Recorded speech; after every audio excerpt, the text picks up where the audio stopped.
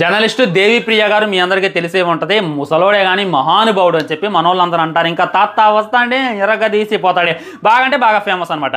తనేం చేసిందంటే అఖండ 2 give away ఇచ్చిందంట. ఆయనకు ఆల్రెడీ టికెట్స్ వస్తాయి. వాళ్ళు డైరెక్ట్గా మీడియా డైరెక్ట్గా హీరోతో ప్రొడక్షన్తో ఇంటరాక్ట్ అవుతారు కాబట్టి వాళ్ళకి డైరెక్ట్గా టికెట్లు అయితే వస్తాయి. సో ఆయన ఏం చేసినట్టే కొంతమందికి టికెట్స్ ఇచ్చిందంట. ఆయన ట్విట్టర్ని ఎప్పటి నుండి ఫాలో అవుతున్న వాళ్ళకి, ఆయన యూట్యూబ్ ఫేస్బుక్ వీటిలో ఫాలో అయ్యే వాళ్ళందరికీ కూడా కొంతమందిని సెలెక్ట్ చేసి ఒక 10-20 టికెట్లు అయితే స్పాన్సర్ చేసినంట.